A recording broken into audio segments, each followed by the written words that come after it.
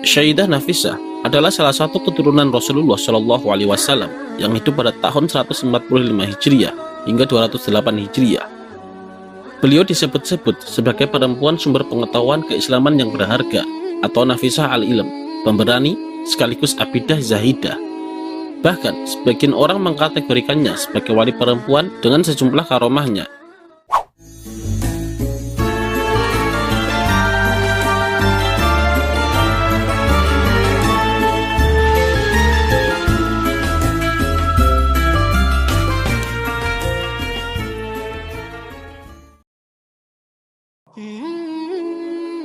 Ketika Sayyidah Nafisah berusia 44 tahun, pada bulan Ramadan tahun 193 Hijriah, beliau tiba di Kairo. Kabar kedatangan perempuan yang luar biasa ini telah menyebar luas. Beliau pun disambut penduduk Kairo yang merasa bersyukur didatangi oleh Sayyidah Nafisah, hingga ratusan orang tiap harinya datang hendak menemuinya, dari mulai berkonsultasi, meminta doa, ataupun mendengar nasihat dan ilmu darinya.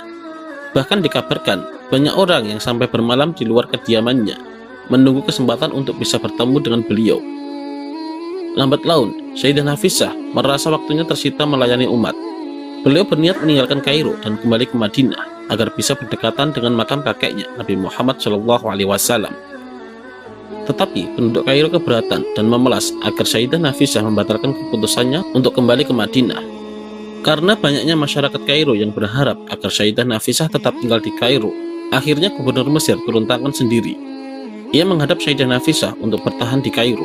Gubernur tersebut menyediakan tempat yang lebih besar baginya, sehingga kediamannya bisa menampung umat lebih banyak. Gubernur juga menyarankan agar beliau menerima umat hanya pada hari Rabu dan Sabtu. Di luar waktu itu, Sayyidah Nafisah bisa kembali berkholwat beribadah menyendiri. Setelah mendapat petunjuk dari Allah Subhanahu wa Ta'ala, akhirnya Sayyidah Nafisah menerima tawaran gubernur dan memutuskan tinggal di Kairo sampai ajal menjemputnya.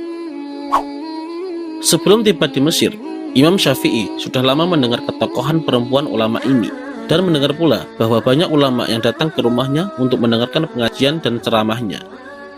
Imam Syafi'i datang ke Kairo 5 tahun sesudah Sayyidah Nafisah. Beberapa waktu kemudian, Imam Syafi'i meminta untuk bertemu dengan Sayyidah Nafisah di rumahnya. Sayyidah Nafisah menyambutnya dengan seluruh kehangatan dan kegembiraan.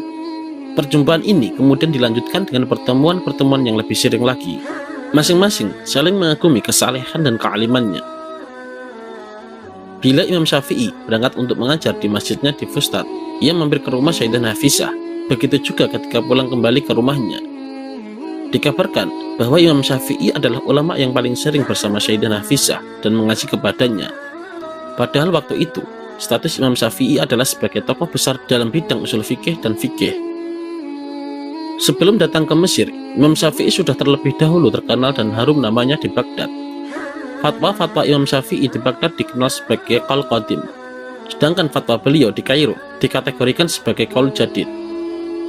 Pada bulan Ramadan, Imam Syafi'i juga sering sholat tarawih bersama Sayyidah Nafisah di masjid ulama perempuan ini.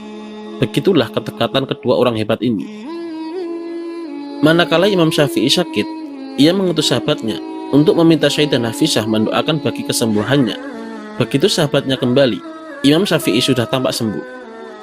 Ketika dalam beberapa waktu kemudian, Imam Syafi'i sakit parah. Sahabatnya dimintai untuk kembali menemui Sayyidah Nafisah untuk keperluan yang sama, meminta didoakan untuk kesembuhannya.